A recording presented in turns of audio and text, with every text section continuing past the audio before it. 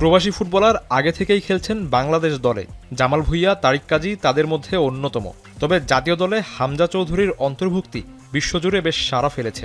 English premier লিগে খেলা এই তারকাকে নিয়ে সতর্ক ভারতও। এএফসি এশিয়ান কাপ বাছাইয়ে শক্তিমত্তা বাড়াতে এরই মধ্যে অবসর ভেঙে দলে ফেরানো হয়েছে সুনীল ছেত্রীকে। দলে যোগ দিয়েই আবারও নিজেকে প্রমাণ করেছেন ছেত্রী। মালদ্বীপকে ৩-০ গোলে হারানোর ক্ষেত্রে অবদান রেখেছেন অভিজ্ঞ এই ফুটবলার। তারপরও অবসর ভেঙে দলে ফেরায় তাকে নিয়ে সমালোচনা চলছে দেশটির ক্রীড়াঙ্গনে। আসল কাশ্মীরি মানেই স্মার্ট কাশ্মীরি, একটি তাসমিয়া কসমেটিক্স অ্যান্ড টয়লেট্রিজ লিমিটেডের পণ্য।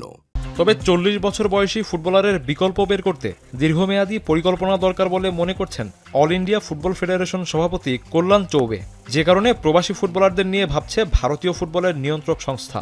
এজন্য নীতি তৈরির চেষ্টা চলছে বলে জানিয়েছেন দেশটির ফুটবল ফেডারেশন প্রধান। তিনি মনে করছেন বিদেশি ফুটবলারদের দলে নিলে খেলার মোড় ঘুরিয়ে দিতে পারে। যদিও দ্বৈত নাগরিক হলে ভারতের হয়ে খেলার সুযোগ নেই, এ কারণে অনেকেই আগ্রহী হলেও শেষ পর্যন্ত ভারতের জার্সি গায়ে জড়াতে পারেননি। এমনকি ভারতও প্রবাসী ফুটবলারদের বিষয়ে তেমন গুরুত্ব দেয়নি। এবার হামজা চৌধুরী বাংলাদেশের হয়ে খেলতে আসায় সেটার প্রভাব পড়েছে ভারতের ফুটবলে। মঙ্গলবার বাংলাদেশ ভারত লড়াইয়ে এই তারকার প্রভাব আরও স্পষ্ট হতে পারে। এসকে শাওন, এখন।